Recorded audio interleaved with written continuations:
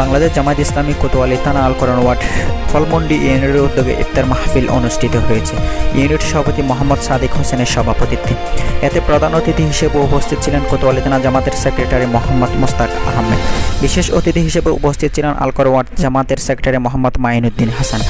আরও উপস্থিত ছিলেন স্টেশন রোড সাংগঠনিক ওয়ার্ড জামাতের সভাপতি মোহাম্মদ শওকত আজিজ, সেক্রেটারি ইউসুফ ইমন সহ জামাত ইসলামের নেতৃবৃন্দ।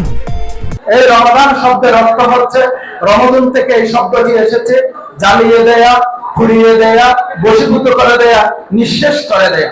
এই রমাদানের সাথে জ্বালিয়ে পুড়িয়ে দেয়া কি সম্পর্ক?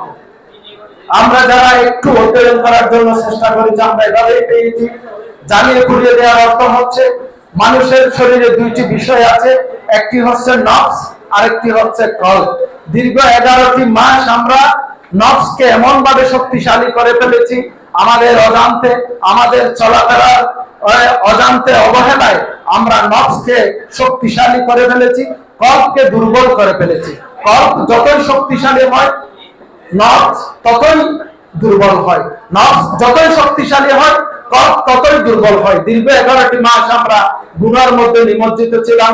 এই গুনাহগুলিকে আল্লাহ রাব্বুল ইজ্জত রহমানুর রহিম, রাহিমের তাৎপর্যপূর্ণ হয়ে আল্লাহ পাক আমাদেরকে এই রমজানটুকু উপহার দিয়েছেন এই জন্য যে আমাদের পূর্ববর্তী সকল গুনাহগুলোকে জ্বালিয়ে পুড়িয়ে নিঃশেষ করে দিয়ে নিজেকে একজন আল্লাহর কাছে খাঁটি মুমিন হিসেবে নিজেকে পেশ করার জন্য, এই যে বলা হয়েছে লাআল্লাকুম তাত্তাকুন, নিজেকে একজন তাকওয়াবান মুহসিন বান্দা হিসেবে আল্লাহ রাব্বুল ইজ্জতের কাছে পেশ করার জন্য এই রমজানটুকু আমাদেরকে দিয়েছেন।